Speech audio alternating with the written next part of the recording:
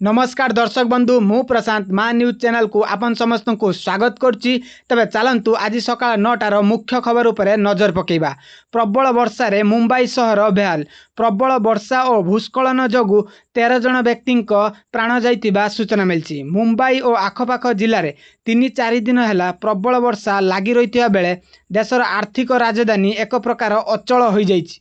वर्षा जनित घटना 13 जनक मृत्यु घटिथिबा विपर्यय परिचालना मंत्री गिरीश महाजन सोमवार सूचना दैछन्ति। वर्षा जोगु साधारण जीवन यात्रा व्याहत होइतिबा बेले सोमवार स्कूल गुडी को बंद कर दिया जाइछि। लगाण वर्षा जोगु सोमवार भूस्खलन घटिथिबा बेले कर्तृपक्ष मुंबई पुणे एक्सप्रेसवे को बंद कर दिया जाइछि।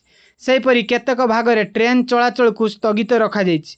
आगामी 2 दिन प्रबल वर्षा लगी रहिबा नै पाणीपाग विभाग पक्षरु रेड अलर्ट जारी करा जाइछि। पुणेर माभल तहसील अंतर्गत पाटना ग्राम रे भूस्खलन घटी गोटिए घर पोती होई जिबा सह 2 जनक मृत्यु होइछि।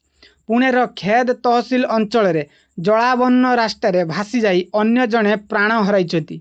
घरेई कार्यालय गुड़िकर कर्मचारी मानकु जेउठी संभव घरु रही कार्य करने अनुमति देवाकू राज्य विपर्यय परिचालना कर्तृपक्ष परामर्श देइछन्ति।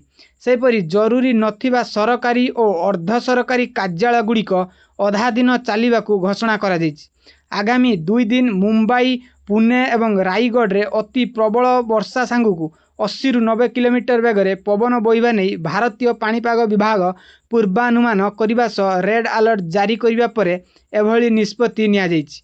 खालुआ अंचल रे बन्या जलावन्न स्थिति उपजिबा नहीं पाणीपाग विभाग सतर्क कराइछि।